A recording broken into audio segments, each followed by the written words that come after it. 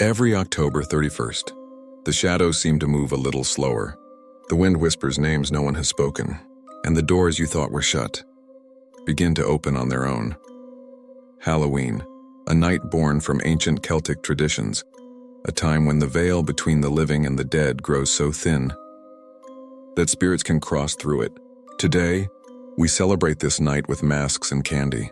But did you know that every year, around this very date, reports of apparitions, moving objects, and unexplainable voices multiply?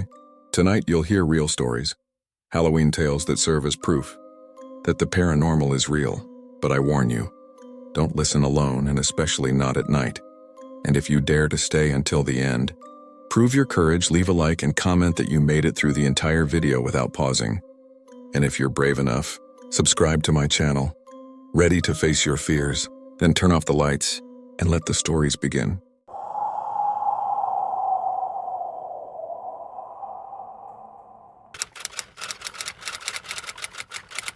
This story belongs to Mariela, a young woman from Guatemala who wanted to share something she and her family lived through a few years ago. She says she used to live in an old house in a small town, one of those with high ceilings and thick walls that trap the cold inside. But what made that house special wasn't its age. It was its past. The neighbors claimed the place was haunted. It once belonged to a woman named Doña Estela, known by everyone as the Good Witch of the Valley. She was a kind of healer, helping people with prayers, herbs, and rituals. That was decades ago. One day, a desperate man came seeking her help. Apparently, something was following him, something deeply evil. Doña Estela agreed to help, and not long after she died. Since then, locals have sworn her spirit remained in the house. Some say she stayed to protect it. Others believe she stayed to keep something far worse contained. Mariela says that life in that house was mostly normal. Sometimes they'd hear faint footsteps in the hallway, or a chair moving by itself in the dining room, but nothing too alarming. The terrifying part came whenever Halloween approached. Lights would flicker, doors slammed shut on their own, and the air grew unbearably heavy. That's why Mariela's parents decided it was safer to stay with relatives for a few days, especially after what happened the year they tried to stay home. The first year, Mariela's father ignored the warnings from the previous owner and decided to challenge the curse. He stayed behind, pretending not to notice the strange noises or the objects moving on their own. Until Halloween night. At some point during the night, while checking the kitchen, he saw, reflected in the hallway mirror, the figure of a woman, eyes completely white, whispering in an unknown language. Then he felt something grab his shoulders and throw him violently against the wall. The lights went out, and everything in the kitchen crashed to the floor, as if an explosion had gone off nearby. After that night, he swore never to spend another Halloween in that house. About 4 years ago, their last, October 31st there, Mariela forgot the medallion her mother always made her wear for protection, so she went back for it just before sunset, thinking nothing bad would happen since it was still daylight. But the moment she stepped inside, the air changed. It smelled strongly of incense, and the atmosphere grew thick, almost suffocating. She rushed upstairs, grabbed the medallion, and heard a voice behind her whisper, "Don't leave yet."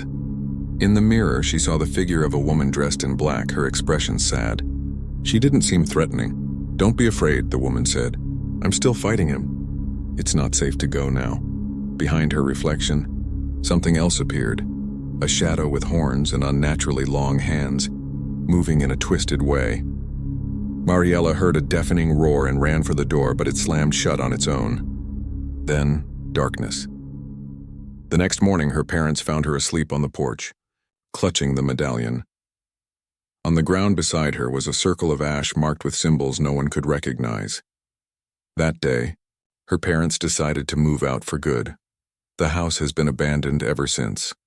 Neighbors say that every Halloween night, two figures can be seen through the windows, a woman glowing softly with light, and a shadow that never stops moving behind her.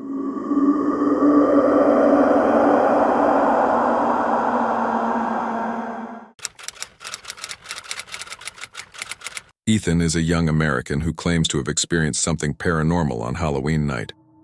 What started as a harmless game with friends turned into a nightmare that still haunts him. 7 years ago, when he was around 14, he went out on Halloween night with 10 friends, hoping to capture a ghost on camera.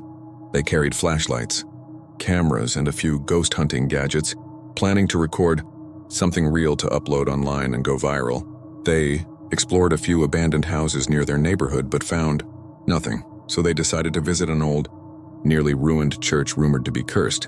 To get there, they had to walk through an old park. Normally, that would have been risky, but the streets were full of people, adults, teens, kids trick-or-treating or heading to parties. They were laughing and joking when suddenly, Ethan heard a chilling scream. A little girl's scream. It was sharp, desperate, like someone being attacked. He froze, looking around, but none of his friends reacted. Not one of them. It was as if only he had heard it. He asked them if they'd heard the scream, but they just looked at him confused. Some laughed, thinking he was kidding. Others said they hadn't heard a thing. He tried to keep walking, but something made him stop. In the distance, near the swings, he thought he saw a small figure, a little girl in a light-colored dress. He pointed his flashlight at her, and there was nothing. The next day, still shaken, he searched online for information about the park and found that about 20 years earlier, a 9-year-old girl had been murdered there. It happened on Halloween night, in the exact same area where he'd heard the scream. Even creepier, dozens of people on social media claim to have heard that same scream in the park, usually around the end of October. At first, Ethan felt thrilled. He was the only one of his friends who'd experienced something truly paranormal. He thought it was a one-time thing. He was wrong. Some nights, around 3 in the morning, he hears that same scream again. Distant at first, sometimes closer, sometimes so faint it's barely audible. But it's always there. He's checked his cameras, gone outside to listen, but no one else hears it. Now, as an adult, he's certain of one thing, whatever that presence is, it isn't a little girl.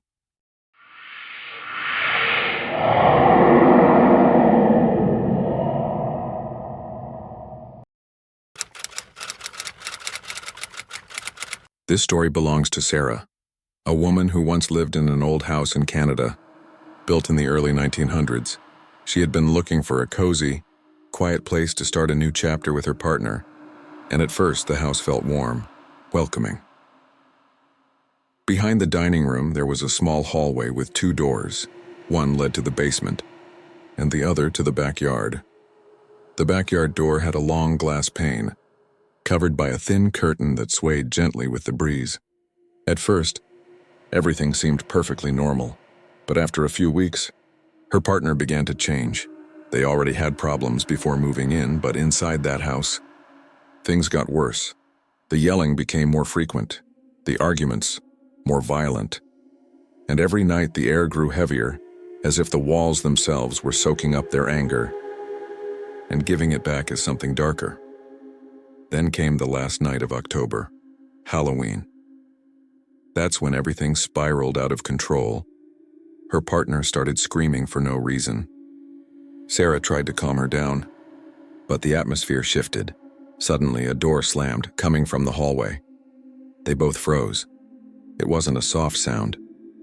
It was loud, sharp, like someone had thrown the door shut with all their strength. Then came another slam, and another. Terrified, they crouched down and peeked under the curtain that covered the glass pane, and that's when they saw it. The basement door was opening and closing on its own, violently, repeatedly slamming against the frame with no rhythm, no draft, no reason. Then a deafening bang echoed through the house. Sarah says it felt like someone had hit the ceiling with a sledgehammer. The floor trembled, the lights flickered. Trying to stay calm, she stood up, took a deep breath, and slowly opened the hallway door. The moment she did, the basement door stopped, completely. Then, with a long, rough creak, it opened once more, and stayed that way. Sarah grabbed a flashlight and began to go down. Each step on those old basement stairs echoed, hollow, damp, heavy. Her breath was uneven. She expected someone, or something, to come out of the shadows. But the basement was empty, just cobwebs in the corners and the smell of mold in the air. No intruders. No movement, not even a draft. She locked both doors and said nothing that night. Her partner, however, didn't calm down. In the following days, the house grew unbearable, shouting, crying, objects moving on their own, until finally, the relationship ended. Sarah stayed in the house for one more year. And strangely, once her ex left, everything changed. The house felt lighter, calmer, no more noises. No slamming doors. Nothing. What unsettled her the most was that the basement door never moved again, not even during storms or strong winds. She tested it herself. The wind could be howling outside, yet the door remained still. Solid.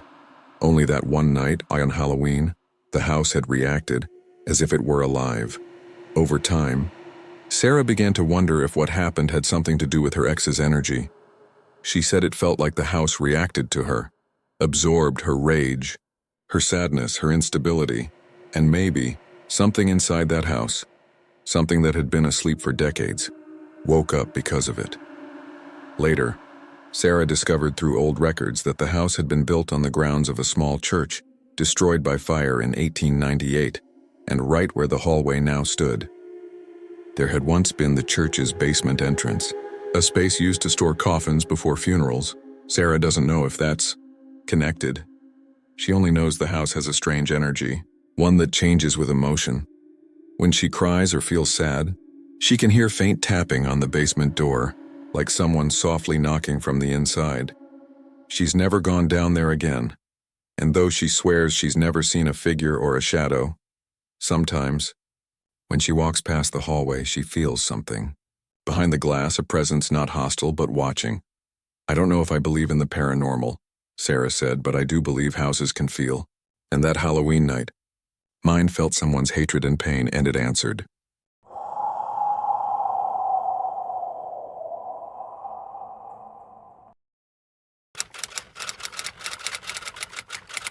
Sometimes fear doesn't arrive with a bang. It comes like an echo, one that bounces around the hallways of your memory, catching up to you years later.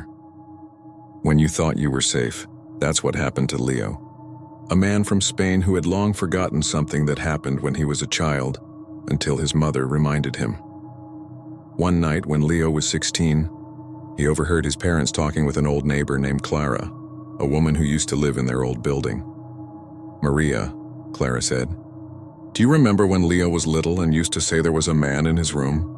Well, the family living there now has a 3-year-old boy, and he's saying the exact same thing, word for word." Leo froze. He didn't remember anything about a man in his room. The next day, while the house smelled of hot chocolate and everything was calm, he asked his mother about it. She frowned. "Don't you remember, son?"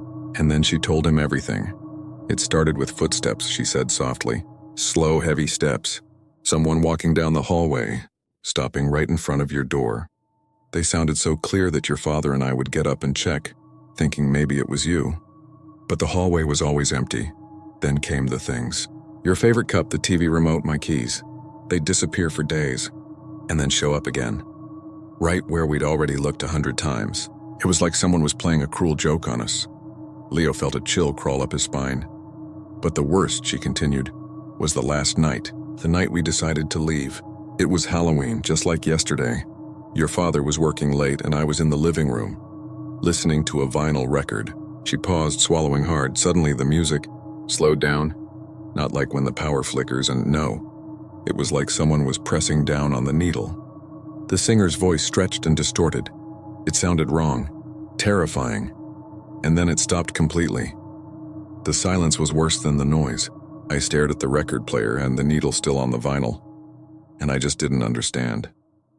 There was no reason for it, and then, besides the fear, I felt angry.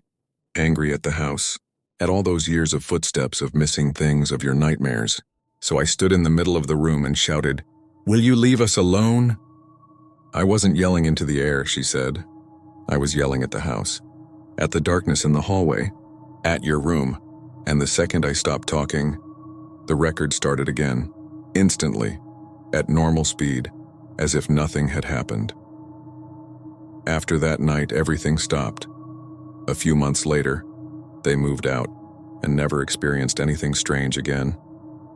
But there's one thing Leo never told his mother.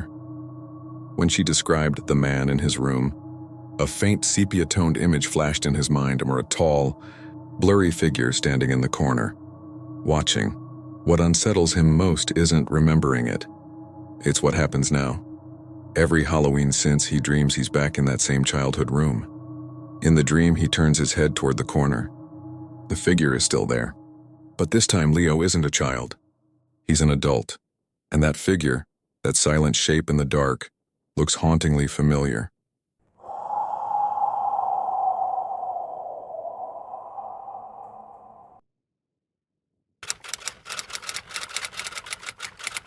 There are routines that feel like tiny rituals of safety. Gestures repeated so often they become invisible, part of the fabric of everyday life. Until the moment you realize they were never really yours to begin with. For young Daniel, that ritual was waking up, and his story makes us question those ordinary moments we take for granted. Daniel loved to sleep, not out of laziness, it was a true passion. He slept so deeply that alarms were nothing more than distant whispers in his dreams. So his father took on the role of human alarm clock. It was a routine that had gone on for years, always the same sequence. First, the hand, a gentle warm pressure on his shoulder, felt through the thin cotton of his pajamas in the fog of sleep. It was the first signal, kind, almost a negotiation. Then Daniel would mumble his usual line, thick with sleep. 5 more minutes, Dad. It was part of the script. The second phase came right after. His father would yank the blanket and sheets away in one swift motion, exposing him to the cold morning air. Only then, shivering and stripped of comfort, would Daniel's brain kick into gear and surrender to wakefulness. That ritual felt as solid as the house itself, until Halloween night. That year, it fell on a Thursday. Daniel had an early basketball game the next morning. His father, an engineer who worked 2 hours away, usually stayed overnight in the city 2 or 3 times a week. That night was one of them. The house was unusually quiet.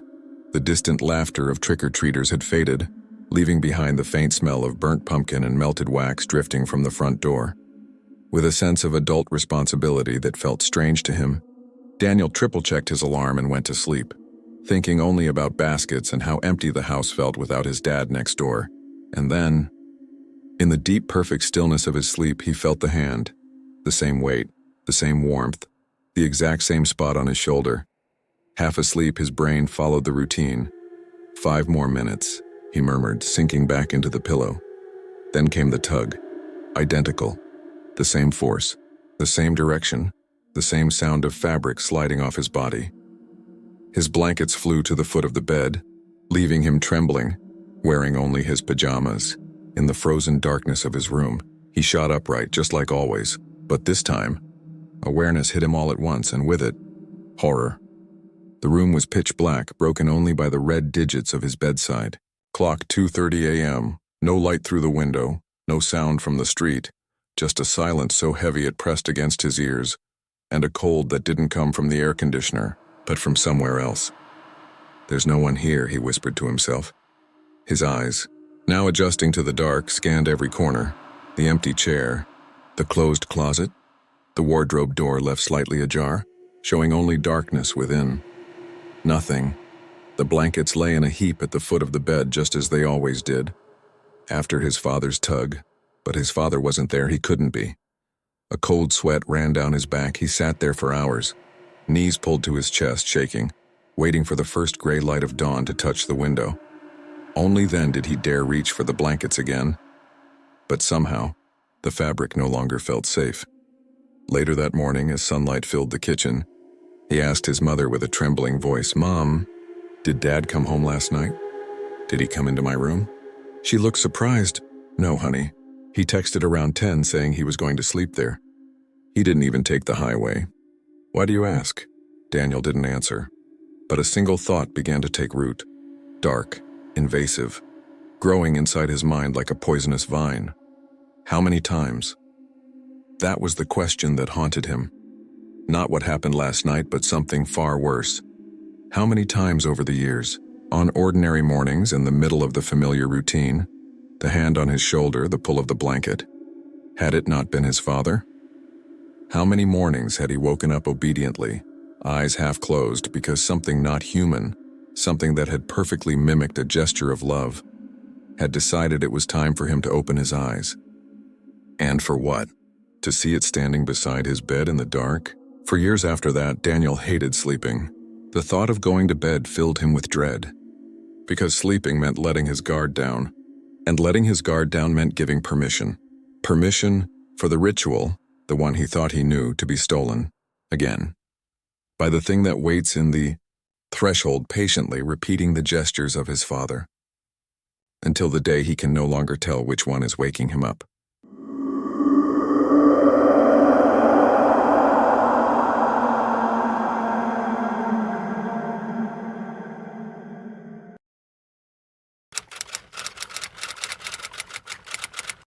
Some families inherit jewelry, others land, but Claire's family inherited something else, a taboo, strange kind of sensitivity, an antenna tuned to a frequency where the ordinary fractures and the impossible slips through. Her story isn't about a haunted house, it's about something that chose to make contact, and it all reached its breaking point one Halloween night, when something pretending to be a little girl decided it was time to play.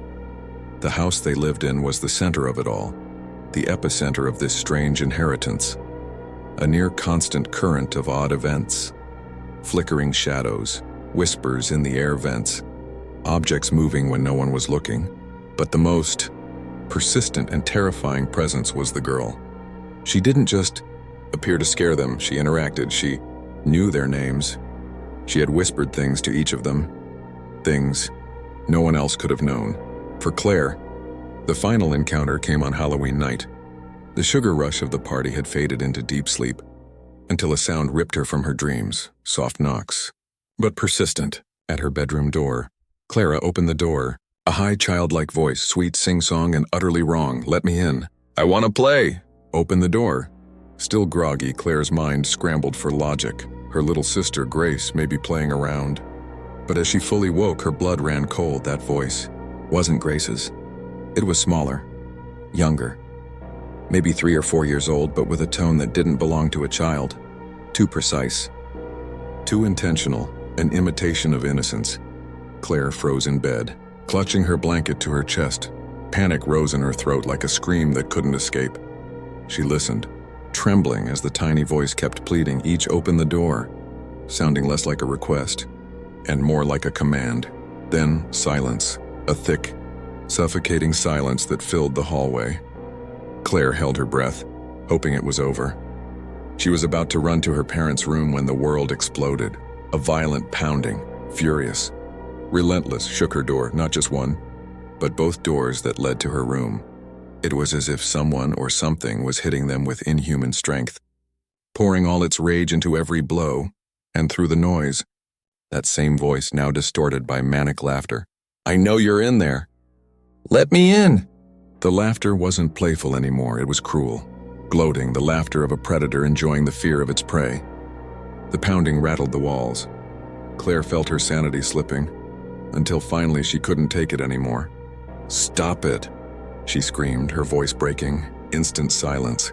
Like a switch had been flipped. The noise vanished. No fading. No echo, just gone. The only sound left was her own heartbeat hammering in her chest. She spent the rest of the night sitting up, lights on, too afraid to move, listening to her pulse echo in the stillness. The next morning, as sunlight spilled through the curtains, she went downstairs expecting panic. But her mother and sister were chatting casually in the kitchen. They mentioned hearing strange footsteps and little giggles in the night. But nothing about the pounding, nothing about the screaming. None of them had heard her cry for help, and that's when Claire understood the truth. The house wasn't haunted. It wasn't the walls, or the floors, or the air. It was her, the thing. The imposter child had chosen her that night. It didn't want to kill her. It wanted to see her break. It wanted to watch her fear. And that Halloween night, it finally got what it wanted.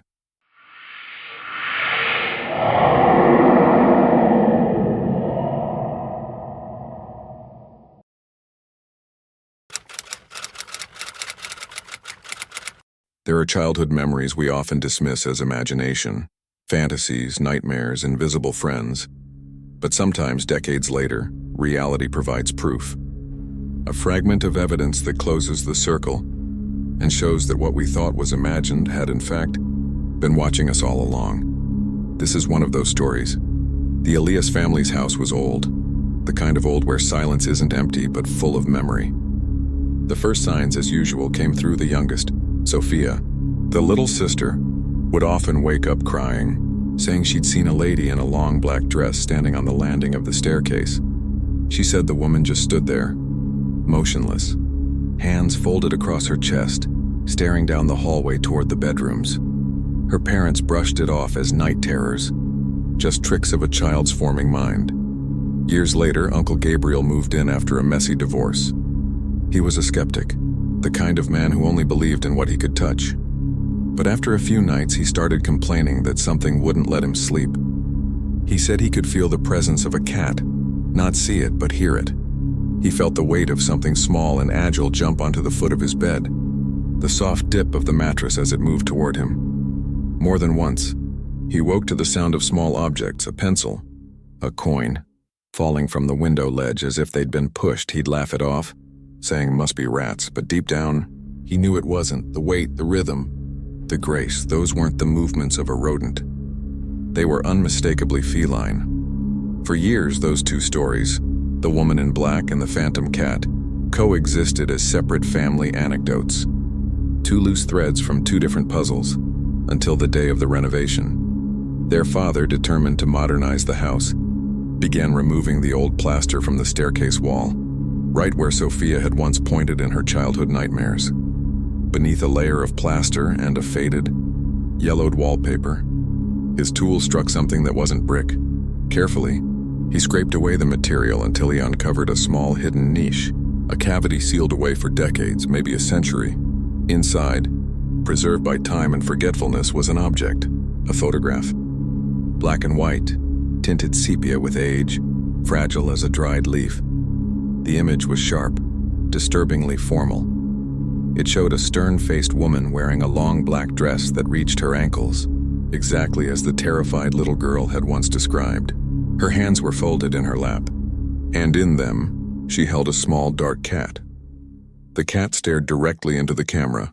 Its eyes, even in the faded image, seemed alive. That discovery confirmed everything Sophia and Uncle Gabriel had experienced. The woman in black wasn't imagined. The cat that leapt onto the bed wasn't a rat. They were echoes, resonances, of a presence trapped between the walls of that house. A presence whose shadow still moved along the staircase and still leapt onto beds in the dark, waiting perhaps for someone to break open the wall and remember them. The strange thing was the date written on the back of the photo, October 31st.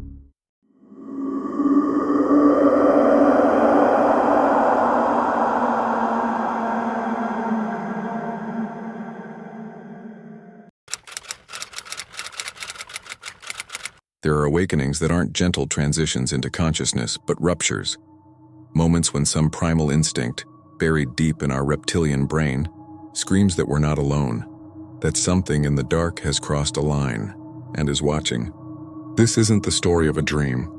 It's the story of waking up to a different reality, the reality of the man in the hat. The first time Julio, who lives in Colombia, saw him, it was in his own bedroom on the night of October 31st. His mind was fully awake, sharp, flooded with cold adrenaline, not triggered by a sound, but by an unexplainable certainty. Someone else was there. And when his eyes adjusted to the dim light, he saw it.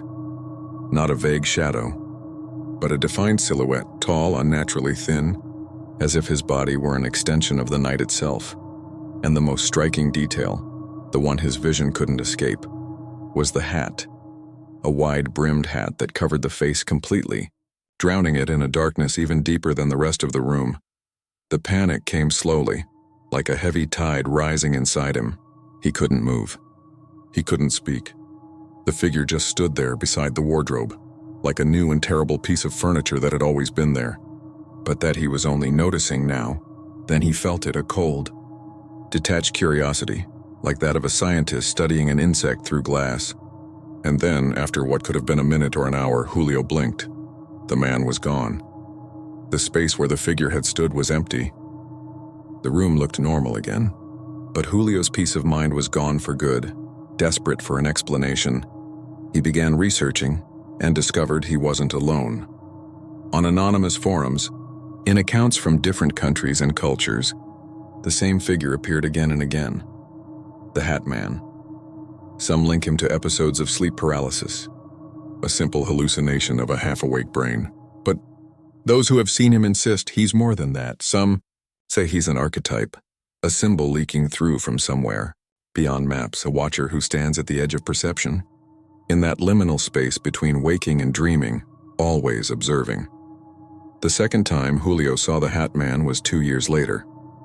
He was staying over at an ex-girlfriend's place, sleeping on the couch. It was a new place, unfamiliar, and he felt uneasy as he drifted off. In the middle of the night, he woke with that same sense of intrusion, and there he was. Not in the living room, but at the end of the hallway, standing still, framed against the faint light from the bathroom door. The same silhouette, the same wide-brimmed hat that seemed to swallow all light around it.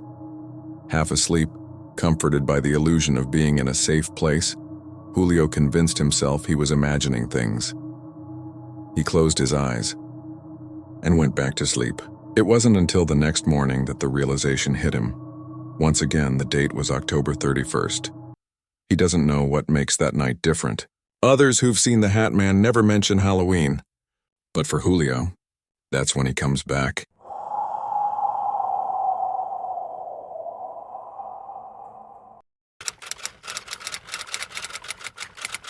On the desolate highways of Mexico, where the night isn't lit by streetlights but by the endless mantle of stars, there are unwritten rules, pieces of advice whispered in village kitchens, passed down from grandparents to grandchildren, smelling of earth, old mezcal, and an unsettling truth. Ignoring them isn't bravery. It's an invitation to get lost in a map that was never drawn on paper. It was the night of October 31st. In a small roadside diner, dimly lit by yellow bulbs that attracted the moths, truck driver Hector and his assistant, a young man named Luis, were finishing their dinner. Their semi-truck, loaded with home appliances, was parked outside.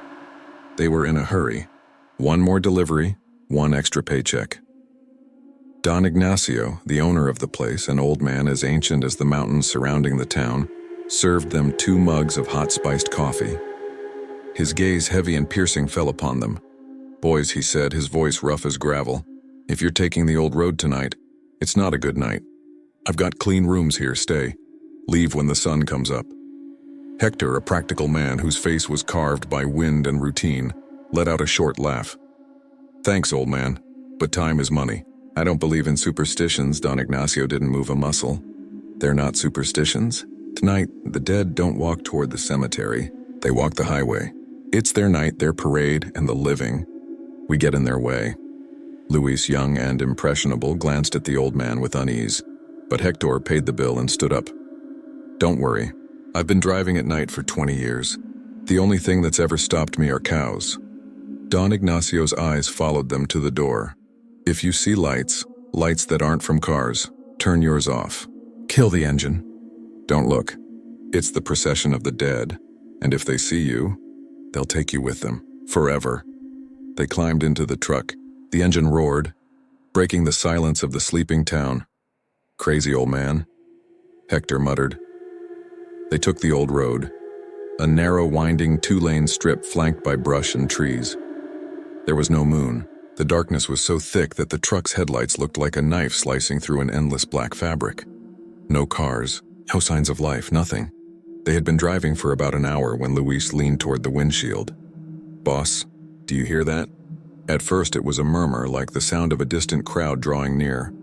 Hector tightened his grip on the wheel. "It's just the wind." Then, they saw the lights. They weren't the white or red beams of another vehicle. They were dozens, no, hundreds, of small flickering flames, pale orange, moving in perfect formation down the center of the highway. "What is that?" Luis whispered, his voice trembling. Hector's blood ran cold. He remembered the old man's words. Turn off the lights. Kill the engine. But it was too late. The parade materialized before them, barely 100 meters away. Not ghosts, not wisps of smoke, but solid figures, dressed in clothes from another era, long, worn dresses, wide-brimmed hats, old farmer suits. They walked with slow, ceremonial steps, their feet not quite touching the asphalt. Their faces weren't skulls, but eerily human, blank, wax-like with hollow, black eyes. Some carried torches, those same trembling flames. Others pulled silent wooden carts. They didn't speak, but a humming sound filled the air, a low, collective whisper of alien thoughts that seeped into the truck's cabin. "Turn around!" Louise screamed. Hector tried, but the truck wouldn't move. The first row of the procession was now only 50 meters away. The figures didn't react, didn't look at them. They just kept walking as if the truck didn't exist. "They don't see us," Hector whispered, but then a woman in a black shawl turned her head toward them. Her face was expressionless, but her eyes, two bottomless pits, locked on theirs. Then a man in a charro hat did the same. And another. And another. One by one, the entire front row stopped walking and fixed their empty gazes on the truck. The humming ceased. Silence. Hundreds of dark eyes staring directly at them. The engine died on its own. The headlights flickered out, drowning them in darkness, broken only by the dim orange of spectral torches. The air grew dense and freezing, heavy in their lungs. "Don't look," Hector muttered, trembling, lowering his head against the steering wheel, but Luis couldn't help himself. He looked. A moment later, Hector heard a female voice, clear and commanding, the voice of the woman in the black shawl. "Come." Luis opened the truck door. Hector grabbed his belt, pulling him back. But the young man fought desperately to break free. "Let him go," the same voice said, and Hector's body froze. Luis stepped out and was gone. Hector doesn't remember how long he stayed there, trembling, barely breathing, hoping Luis would return, praying they wouldn't take him too. When he finally looked up, the road was empty, completely deserted. The engine started. The lights came back on. Everything looked the same, but nothing was. Hector drove back to the village, shaking. The diner lights were still on. Don Ignacio was waiting by the door with 2 cups of hot coffee. He asked where the young man was, but he already knew the answer. "I warned you," the old man said bitterly. "He's not the first to disappear, and there's nothing that can be done now." Hector got into serious trouble over Luis's disappearance. He told the family what happened. Some believed him, most didn't, but all of them blamed him. He blamed himself too. He fell into drinking, lost his job, nearly lost his family. Only in the church did he find a fragile kind of peace. Now when he tells his story, it's not to seek forgiveness, but to warn others. He begs anyone who will listen, don't drive the old highways on the night of October 31st, because some roads don't lead anywhere the living belong.